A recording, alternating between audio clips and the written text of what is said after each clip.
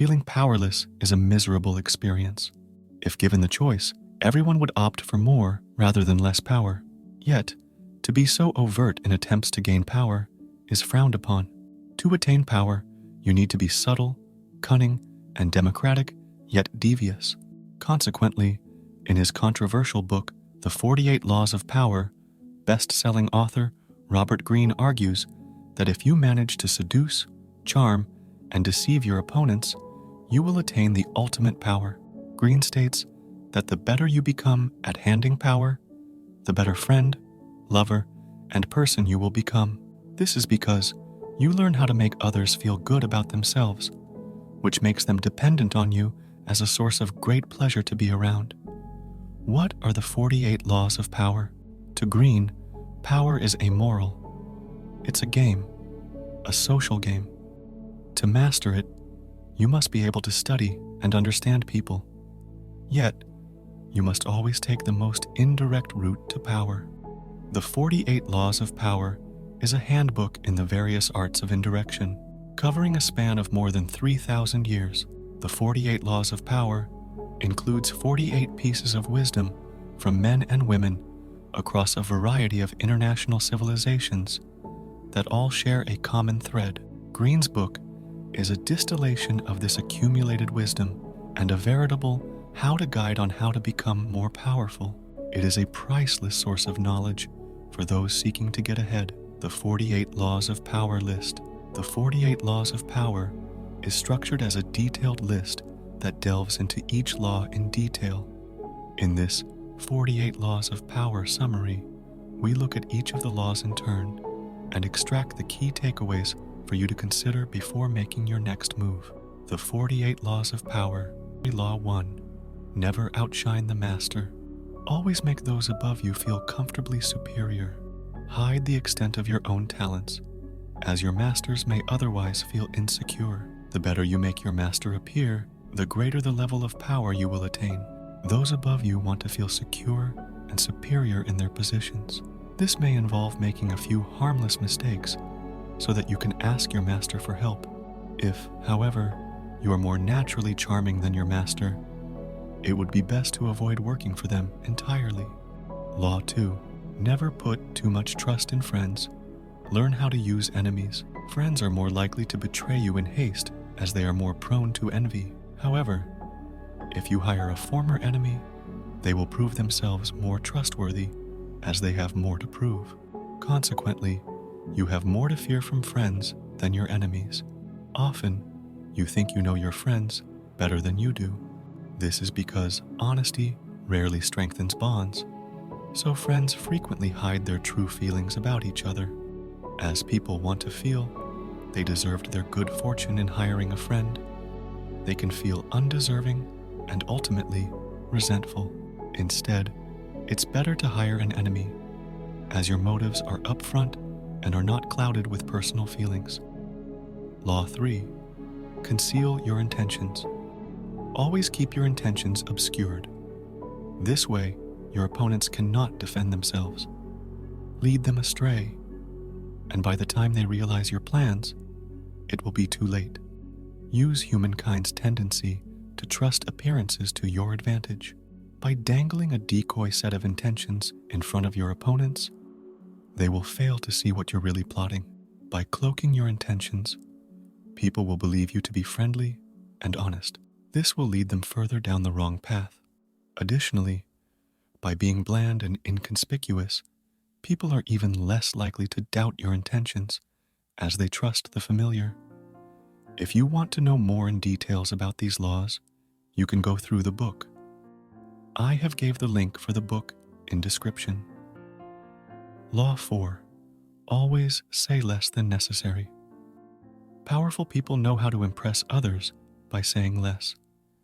The more you say, the more likely it is that you will end up saying something foolish.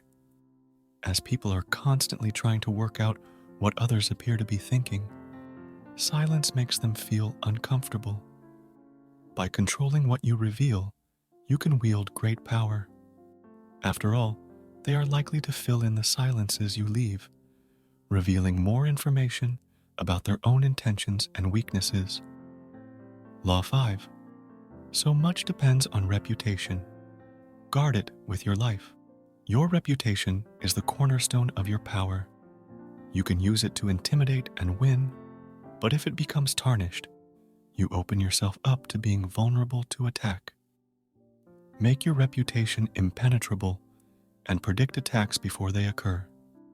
Aid yourself in this endeavor by destroying your enemies, by exploiting holes in their reputations, and letting the public destroy them. A solid reputation can double your strength and distract potential opponents from discovering what you're really like. It increases your presence and your strengths without having to expend much energy. Law number 6.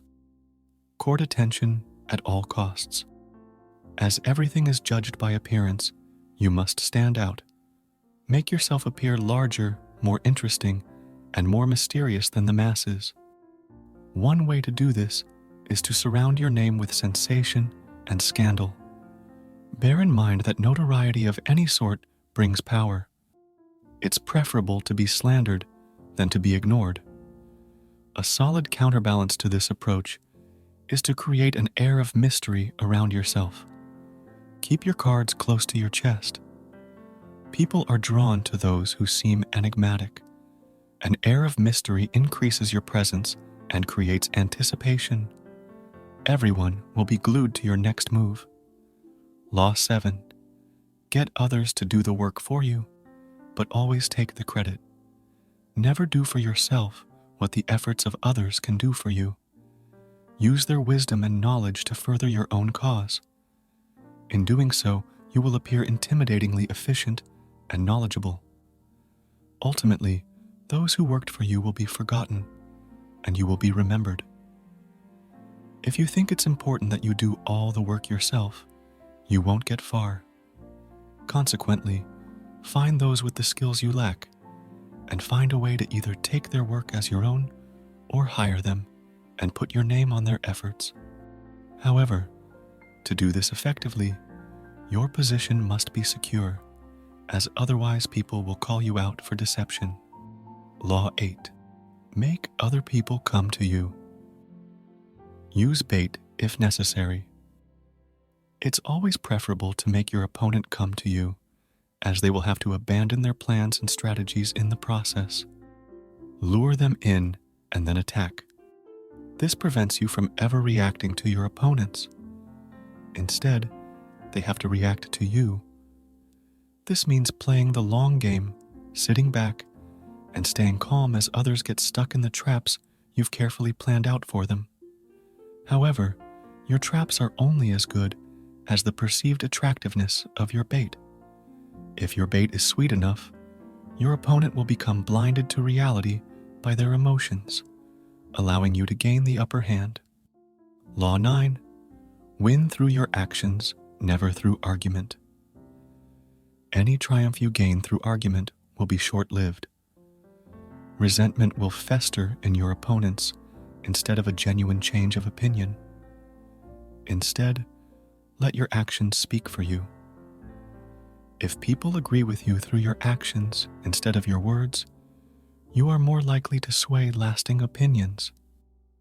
Words are a dime a dozen, and people will say anything to prove a point. Action is where you demonstrate your beliefs. Law 10. Infection. Avoid the unhappy and the unlucky emotional states can be as infectious as diseases.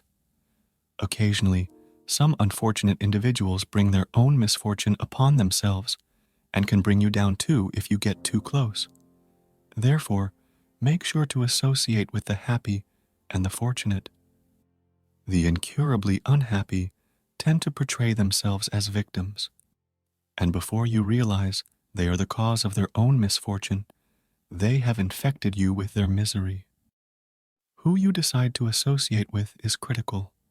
Through associating with the miserable, you waste your valuable time and drain your potential power. Law 11. Learn to keep people dependent on you. To maintain independence, you must make others need and want you. The more people rely on you, the more freedom you have. Yet, be wary to never teach those surrounding you with enough information that they can start doing things for themselves. This method is the best way to get people to do what you want without forcing them or inflicting pain on them. Once you have dependents, they are reliant on you, and you can subtly do with them as you wish. Law 12. Use selective honesty and generosity to disarm your victim. A single honest gesture can help cover the traces of dozens of dishonest acts. By being generous, you can disarm even the most suspicious people. Once they are disarmed, you can manipulate them at will. The key to successful deception is distraction. An act of generosity distracts those you wish to deceive while turning them into docile children, delighted by the affectionate gesture. Learning to give before you take is a skilled way of getting what you want. Selective honesty also functions as a means to disarm your opponents. However, regaling a single truth will not be enough. You'll have to construct a facade of honesty built upon a series of acts to gain trust. But these acts can be quite inconsequential. Law 13. When asking for help, appeal to the self-interests of others, never to their mercy or gratitude. If you must ask for help, make sure your request includes a benefit for your ally that you can exaggerate beyond proportion. When your ally sees that there is something in it for them, they are more likely to respond with enthusiasm. Self-interest is the greatest motivator for people. Once you master the art of working out what others want and using it to further your own plans, there will be no limits on what you can accomplish. Law 14. Pose as a friend, work as a spy. Knowledge about your rival is essential. By posing as a friend, you can ask indirect questions and gradually get your opponents to reveal their weaknesses and their intentions. Once you know this information, you can better predict how they are going to move next. If you don't want to pose as a friend, get others to spy for you. However, while you gather information, you open yourself up to vulnerabilities by letting other people do your work for you. It's always better to spy and pose as a friend yourself. Law 15. Crush your enemy totally. To crush your enemy partially means that they will eventually recover and seek revenge. Ultimately, you can only gain peace and serenity if your enemies cease to exist. If you manage to remove all of your opponent's options, then they will have no choice but to bend to your will. By giving them nothing to negotiate with and no room to maneuver, you will have crushed them. Law 16. Use absence to increase respect and honor. The more present you are, the more common you appear. Create an air of scarcity around yourself to increase your perceived value. If you currently exist within an established group, intermittently withdraw so that others talk about you and admire you more. To do this effectively, you must learn when is the right time to withdraw. In doing so, you force their respect by inadvertently threatening your absence for good. Once you return from your absence, it will appear as if you have been resurrected, and people will be relieved to see you again. Make sure to subscribe the channel for this type of summary of powerful books. Law 17. Keep others in suspended terror. Cultivate an air of unpredictability. Humans are creatures of habit who look for familiar patterns in the behaviors of others. By acting unpredictably, your opponents will tire themselves out by trying to predict and analyze your moves. This means occasionally striking without warning. When you act predictably, you give others power over you. If you act surprisingly, they will feel that they don't understand you and will be intimidated. Similarly, if you find yourself the underdog, Using a strategy of unpredictable moves can confuse your enemies into making a tactical blunder. Law 18. Do not build fortresses to protect yourself. Isolation is dangerous. If you decide to isolate yourself from your enemies and the world at large, you cut yourself off from valuable information. This makes you vulnerable to attack. It's always better to mingle amongst people, as you are better protected in a crowd. Because humans are social creatures, power comes with social interaction. Therefore, to become powerful, you must place yourself at the center of things. Activity should revolve around you. Resist the urge to retreat when things feel uncertain. Instead of turning inward, focus on seeking out old allies and forcing yourself into new social circles. Law 19. Know who you're dealing with. Don't offend the wrong person. Choose your opponents wisely. There are some people that, once defeated, will spend the rest of their lives seeking revenge. Consequently, it pays to not offend the wrong person. The skill of correctly measuring people is the most important with regard to getting and maintaining power. Be sure to know everything about a person before you work with them. However, don't rely on your instincts to get an understanding of a person, and never trust appearances. Watch your target over a long period of time to get a truer picture of their nature. Law 20.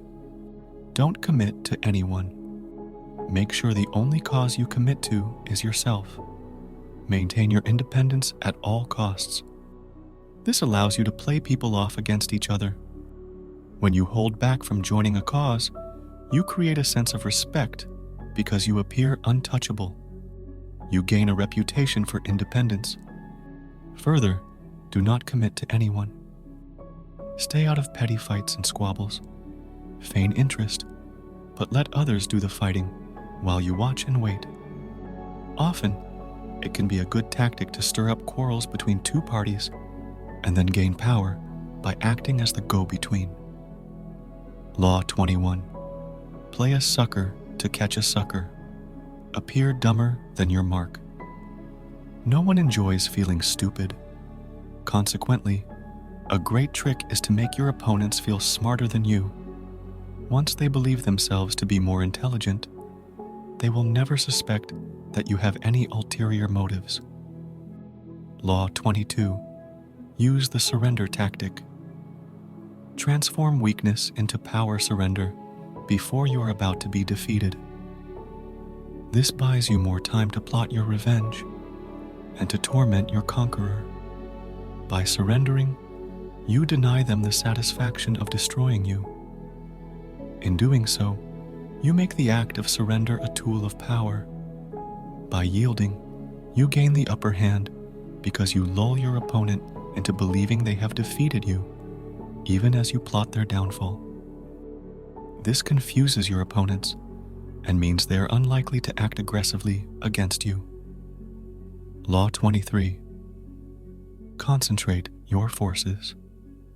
Conserve your energies by focusing them all into a single source of power. When looking for such a source, identify a single spring that will sustain you for a long time to come. You gain more power by finding a singular rich source than by flitting between many more shallow sources of power. Power exists in concentrated form. In any organization, power will emanate from a small group of people who are holding all the strings. Consequently, power is like oil. You only need to strike it once to assure yourself a lifetime of wealth and power. 24. Play the perfect courtier. The courtier wields power through discrete avenues. By flattering and yielding to their superiors, and only enforcing their power through charm and grace, they gradually accumulate an ever-increasing amount of power. There are several steps one can take to become the perfect courtier, and they involve the following: practicing nonchalance, being frugal with flattery, adapting your style and language according to your audience, avoiding being the bearer of bad news, never criticizing your superiors. Bang, self-observant, mastering your emotions. For rest of law's explanation, I have explained in other video. Click on the end screen video to watch it, and also make sure to subscribe the channel.